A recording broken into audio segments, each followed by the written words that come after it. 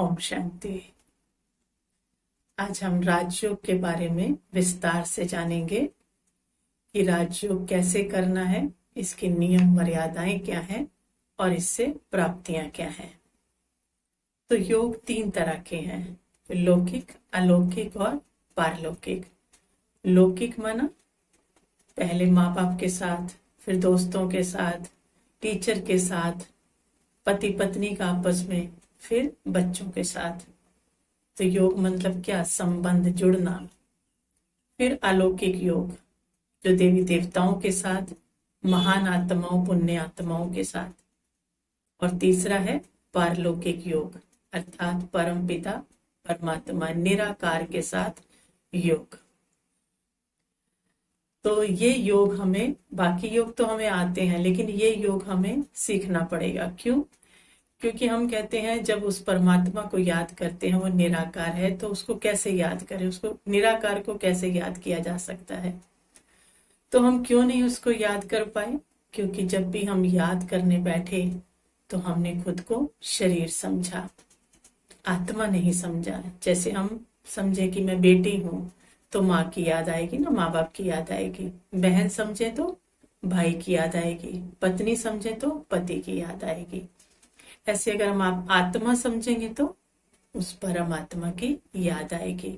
तो हमारी विधि सही नहीं थी, क्योंकि हम कभी अपने को आत्मा समझकर बैठे ही नहीं। लेकिन जब आत्मा समझकर बैठेंगे तो बुद्धि भटकेगी नहीं, क्योंकि देह समझकर बैठेंगे तो देहधारी हमें भटकेगी, और आत्मा समझकर बैठेंगे तो उससे कनेक्शन जुड़ेगा। क्योंकि वो कौन है? निराकार है, अर्थात शरीर रहित है। और हम कौन है? हम आत्माओं के ऊपर शरीर का आवरण है, अर्थात ये रबड़ चढ़ी हुई है। तो करंट कैसे पास होगा? उधर से रबड़ उतरी हुई है, इधर से रबड़ चढ़ी हुई है, तो शक्तियां तो नहीं मिल सकती ना। तो जब हम अपनी इस रबड़ को उतारेंगे, खुद को निश्चय करेंगे कि मैं आत्मा हूं, तो उससे कनेक्शन जुड़ जाएगा। और ये योग बहुत सहज है, कोई भी कहीं भी किसी भी अवस्था में बैठकर कर सकता है। ये कर्म योग भी है, क्योंकि कर्म करते, सारी मन की बात है ना, मन को उससे जोड़ना है। तो हम कर्म करते भी मन को उससे जोड़ सकते हैं। इसको संन्यास योग भी कह सकते हैं। क्यों?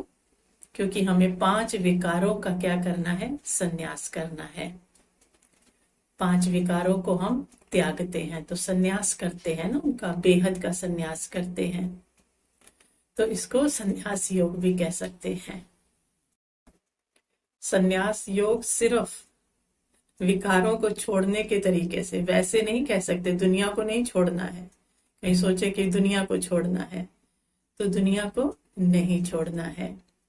फिर हम कहेंगे ये आध्यात्मिक यात्रा है, इसमें हम कहीं भी बैठे कैसे कर सकते? कहीं भी बैठे, देखो आपको कहीं भी कोई दूर से दूर बैठा हो, तो हम उसको मन से याद करें तो हम उसके पास पहुंच जाते हैं। उसको भी हमारी याद आने लगती है और हमें उसकी याद आने लगती है, उसके मन की फीलिंग हमें समझ में आ जाती है। तो कहीं भी बैठे किसी को याद कर सकते हैं। और दूसरी 20 साल पुरानी बात भी हो, 30 साल पुरानी बात भी हो, अगर हम उसको अभी याद करने बैठे तो उसको हम फील कर सकते हैं। तो माना ये कौन सी यात्रा है? ये मन की यात्रा है, ये कोई फिजिकल यात्रा नहीं है। और अब हमें उसके नाम का, उसके रूप का, उसके ठिकाने का सब पता है। तो जब सब पता है तो मन का कनेक्शन उसके साथ जुड़ सकता है। तो इस यात्रा के 3 वर्ड हैं, 3 कदम है, 3 कदम कहेंगे। पहला कदम है जर्नी इनवर्ड्स, अर्थात अपने भीतर जाना, अर्थात आत्मिक स्थिति में स्थित हो जाना। आत्मा स्वयं को जानना, आत्मा के गुणों का चिंतन करना। तो उससे क्या होगा? आत्मा का चिंतन माना ये हमें उड़ान भरनी है ऊपर की तरफ। तो उससे पहले, जैसे होता है ना, उड़ान भरने के लिए पहले एक प्लेटफॉर्म चाहिए, गाड़ी को भी प्लेटफॉर्म चाहिए, और एरोप्लेन को उड़ने के लिए रनवे चाहिए। तो जब हमने उड़ान भरनी है तो ये आत्मिक चिंतन हमें स्टेबल करता है, उड़ने के लिए हमें एक प्लेटफॉर्म देता है। इसके बिना हम उड़ान नहीं भर सकते। दूसरी यात्रा है अपवर्ड्स, ऊपर जाना है। तो ऊपर जाना है मतलब उस परमात्मा से कनेक्शन जोड़ना है, क्योंकि वो ऊपर है ना, पार ब्रह्म में रहने वाले। तो मन बुद्धि से ऊपर जाना है, उससे कनेक्शन जोड़ना है और उससे शक्तियों को भरना है। फिर हमने नीचे आना है और उस वाइब्रेशन को फैलाना है अपने कर्मों से, अपने वाइब्रेशन से, अपने व्यवहार से, जो उससे लेकर आए हैं वो नीचे फैलाना है। अंदर जाना है, ऊपर जाना है और फिर नीचे आकर उसके वाइब्रेशंस को पूरे विश्व में फैलाना है। तो ये है राजयोग की यात्रा के 3 कदम। अब किसी से भी अगर हमने जुड़ना है या किसी से संबंध बनाना है तो 4 आधार हैं उसके। वो 4 आधार के आधार पर हम किसी को याद कर सकते हैं। पहला है परिचय। जैसे घर में कोई फंक्शन हो तो हम याद करते हैं ना किस किस को बुलाना है, और बुलाना ही पड़ेगा क्योंकि उन्होंने भी बुलाया था, तो हम ऐसे याद करते हैं। तो ये कौन सी याद होती है? मजबूरी वाली, जब हमें सोच सोच कर उसका नाम याद करना पड़ता है और हम लिस्ट में लिखते हैं। दूसरी फिर याद है संबंध वाली याद, जो कौन सी होती है? माँ बाप, माँ बेटे की, माँ बच्चे की, क्योंकि ये सताने वाली याद है। इसमें माँ अगर कहीं भी है, उसका बच्चा कहीं भी है, तो उसको अगर कोई परेशानी होगी तो माँ को अंदर से क्या होने लगेगी?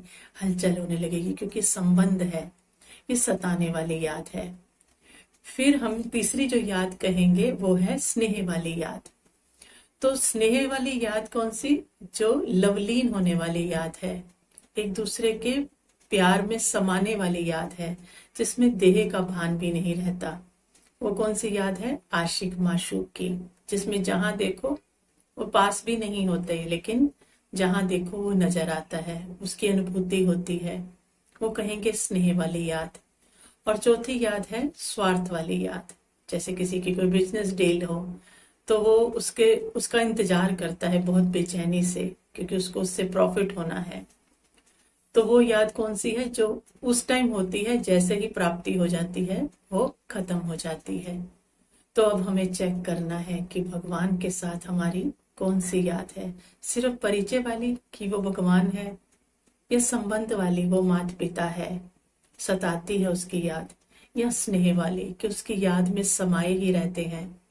और सिर्फ स्वार्थ वाली, जब कोई मजबूरी आती है, परेशानी आती है, तो फिर कोई सहारा नहीं दिखता तो हम उसको याद करते हैं कि उससे ये प्राप्ति हो जाए। तो कौन सी याद हमें करनी है? जितनी हमारी याद स्ट्रांग होगी, जैसी वाली याद होगी, वैसी हमें प्राप्ति होने लगेगी। और दुनिया ने तो 4 ऐसे आधार बना रखे हैं जो हमें बिल्कुल नहीं करने हैं, क्योंकि वो आधार तो शोभा नहीं देते। क्योंकि एक तो आधार बनाया हुआ, एक कौन सी याद करते हैं? स्वार्थ वाली याद, कि तुम मुझे ये दोगे, ये मिल जाएगा तो मैं इतने का भोग लगाऊंगा, या मैं ये चीज दान करूंगा। तो ये कौन सी याद हो गई? स्वार्थ वाली। भगवान को भी लालच दे रहे हैं, तो क्या भगवान को लालच देंगे तो क्या भगवान खुश हो जाएगा? तो ऐसी याद उसकी नहीं करनी है। दूसरी है भय वाली याद, कि अगर ऐसा नहीं किया, ये नियम का पालन नहीं किया, तो भगवान नाराज हो जाएंगे। तो ये कैसी याद है? वो माता पिता है, क्या वो मनुष्य है? डर कर उसको याद करते हैं।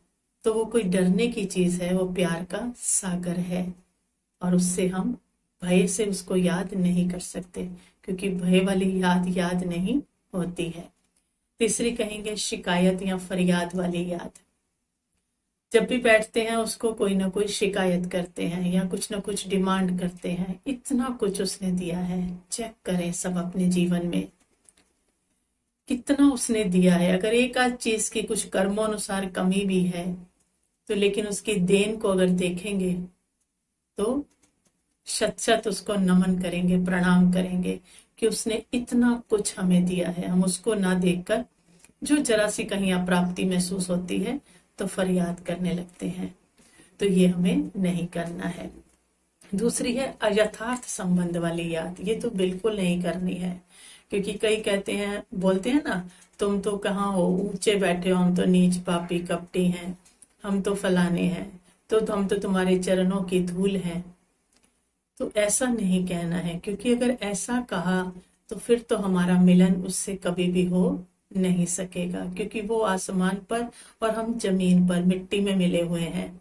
तो जब तक समानता नहीं होगी तो उससे मिलन हो सकता है क्या? तो आप देखिए, कोई बच्चा खेल रहा हो, कोई गाड़ी खड़ी हो, कोई पूछे किसकी गाड़ी है, तो बच्चा 2-4 साल का भी हो, 5 साल का भी हो, तो क्या कहता है? मेरी है, मेरी है वो। और ड्राइवर गाड़ी रोज चलाता है, सब कुछ वही करता है, लेकिन वो नहीं कह सकता मेरी है। तो हम नौकर बने रहेंगे, उसके चरणों की धूल बनेंगे, तो सोचे हमें कितना मिलेगा? भीख मांग रहे हैं उससे। और अगर बच्चा बनेंगे तो फिर तो उसका सब कुछ क्या है? हमारा है।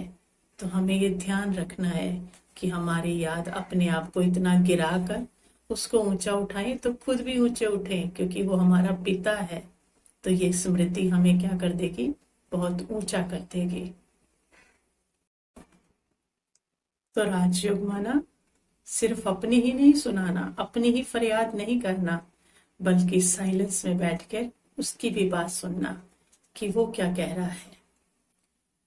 तो राजयोग में हम परमात्मा से 6 संबंध निभा सकते हैं, मेन 6 संबंध। बाकी तो सारे ही संबंध मना उसके साथ निभा सकते हैं, लेकिन मेन 6 संबंध होते हैं जीवन में। पहला तो माता पिता का। तो देखिए, कभी कभी मुश्किल आई है तो क्या उस माता पिता का अनुभव नहीं हुआ है? किसने निकाला है मुसीबतों से? अपने जीवन को देखेंगे तो बहुत जगह पता लगेगा उस माता पिता ने बहुत हल्के से हमें निकाल दिया उस मुसीबत से। वो टीचर भी है हमारा। जितनी भी प्रॉब्लम्स आती हैं वो टीचर बनकर क्या करती हैं? हमें अनुभवी बनाकर जाती हैं। तो परमात्मा ही हमें अनुभवी बना रहा है, क्योंकि उसको पता है उसके बच्चों में ये ताकत है। तो विघन आना मतलब हमारी क्षमताओं को क्या करता है? टीचर बनकर बाहर निकालता है, हम और ज्यादा सरवाइव करते हैं। फिर तीसरा संबंध उसके साथ है सतगुरु का। तो जब भी हम कोई अच्छा काम करते हैं, उसका मन पसंद, क्योंकि उसको क्या पसंद है? सबको प्यार करना, स्नेह देना, सब पे रहम करना। तो जब भी हम ये काम करते हैं तो आपको लगता नहीं है कि आपके सिर पर किसी ने हाथ रख दिया और आपकी खुशी कई गुना बढ़ गई? तो वो सतगुरु का, क्योंकि वो दिखता नहीं है ना, तो खुशी के रूप में हमें क्या मिलता है? वरदान मिलता है उससे, क्योंकि हमने उसके जैसा कोई काम किया है। फिर वो दोस्त भी है हमारा। क्यों दोस्त है? क्योंकि हमारा नाम भी कैसा है? वो भी आत्मा, वो भी परमात्मा, मैं भी आत्मा। रूप भी है हमारा एक जैसा है, पॉइंट ऑफ लाइट। और रहने का स्थान भी क्या है? एक ही है। तो हम उससे दोस्ती का संबंध भी निभा सकते हैं, क्योंकि वो कोई भी बात कभी किसी से हमारी लीक नहीं करेगा। उसको कह दिया तो मतलब समस्या भी हल होगी और किसी दूसरे तक जाएगी भी नहीं। फिर उसके साथ संबंध जो अगला है साजन का है। तो साजन अगर उसको बनाएंगे तो वो क्या कर देगा? मीरा के तो जहर के प्याले को भी उसने क्या कर दिया? अमृत कर दिया। तो अगर वो मेरा साजन है तो जितनी भी कड़वी से कड़वी विषम परिस्थितियां आए वो उनको भी क्या कर देगा? जहर जैसी बातों को भी अमृत में बदल देगा। फिर वो बच्चा भी है। कैसे बच्चा है? एकदम बिल्कुल आज्ञाकारी। हम जो भी सोचते हैं, हमारे सोचते ही वो सारे काम हमारे कर देता है, सोचने से पहले ही हमारे सारे काम कर देता है। तो सोचो कैसा बच्चा है। तो राजयोग में हम उससे ये सारे संबंध बहुत खूबसूरती से निभा सकते हैं। फिर राजयोग के नियम और मर्यादाएं भी हैं। जैसे डॉक्टर प्रिकॉशन के लिए बताता है ना कि ये दवाई है, लेकिन ये प्रिकॉशन रखेंगे तो आपको बहुत जल्दी आराम आएगा। तो ऐसे ही ये नियम क्या है? ये प्रिकॉशंस हैं। हम चाहें तो इसको अपनाकर बहुत जल्दी उन्नति कर सकते हैं, आगे जा सकते हैं। तो वो क्या है? पहला है ब्रह्मचर्य, अर्थात पवित्रता के सागर के साथ हमें अगर कनेक्शन जोड़ना है तो हमें पवित्रता का पालन मनसा वाचा कर्मणा करना पड़ेगा। तो उससे कनेक्शन बहुत जल्दी जुड़ जाएगा। ये हमारी प्रिकॉशन है। फिर है शुद्ध अन्न, क्योंकि जैसा अन्न वैसा मन, क्योंकि ये यात्रा कौन सी है? मन की है। तो मन जितना शुद्ध होगा उतनी जल्दी वो परमात्मा से जुड़ सकेगा। फिर है दैवी गुण। तो खाली हट से हमें उसको याद नहीं करना है, बल्कि अगर हम उसको याद कर रहे हैं तो अपने अंदर दैवी गुण भी लाने हैं, ताकि सब उससे आकर्षित हो, लगे कि उस परमात्मा से हमारा कनेक्शन है। नम्रता हो हमें, सहनशीलता हो, धैर्यता हो, ठहराव हो। तो ये दैवी गुण भी हमारे अंदर आएंगे तो हमारे जब जैसे से हम इन गुणों को लेते जाएंगे वैसे वैसे परमात्मा से कनेक्शन जोड़ना, राजयोग करना सहज होता जाएगा। फिर है सत्संग, अर्थात सत्य का संग। जब रोज हम उसकी सत्य बातों को सुनेंगे तो अंदर इतना किचड़ा है हम उसको निकाल नहीं सकते, लेकिन रोज उसकी सत्य ज्ञान को जब अंदर डालते जाएंगे तो वो किचड़ा धीरे धीरे धीरे धीरे क्या होगा, निकल जाएगा और अंदर क्या हो जाएगी, स्वच्छता भर जाएगी। तो ये 4 प्रिकॉशन है जो रोज हम सुनते हैं ना, उनके ज्ञान, परमात्मा का ज्ञान रोज सुनते हैं। तो ये चारों प्रिकॉशन अगर हम रखेंगे तो हमारा राजयोग जो है, हमारा उससे कनेक्शन जो है वो बहुत जल्दी और सहज जुड़ना शुरू हो जाएगा। फिर है राजयोग से हमें प्राप्तियां क्या हैं। प्राप्तियां तो अनगिनत हैं जो शक्तियां हमें मिलती हैं, लेकिन फिर भी कुछ शक्तियों का हम वर्णन करेंगे। पहली तो आती है विस्तार को समेटने की शक्ति, क्योंकि पता लग जाता है घर जाना है, कभी भी इस मकान से अर्थात इस गाड़ी से उतरने का टाइम आ सकता है, इसलिए दुनिया में विस्तार कम हो जाता है और समेटना शुरू हो जाता है, क्योंकि आत्मा को कभी भी शरीर छोड़ना पड़ सकता है। फिर आती है सहन शक्ति।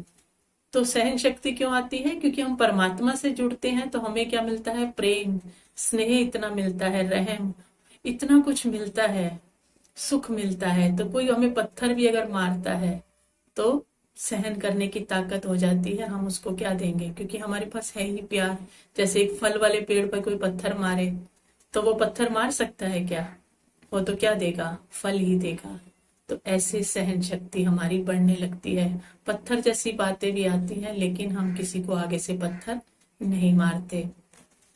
फिर आती है सामना करने की शक्ति, सामना करने की। तो हमें पता लग गया कि मैं आत्मा हूं, तो हर बात को सामना करना सहज हो जाता है, क्योंकि लगता है ना जब कोई शरीर छोड़ता है तो हमें लगता है पता नहीं क्या हो गया, लेकिन अंदर में इतनी ताकत आ जाती है कि किसी को कुछ नहीं हुआ है, आत्मा ने सिर्फ पुराना शरीर अपना बदली किया है।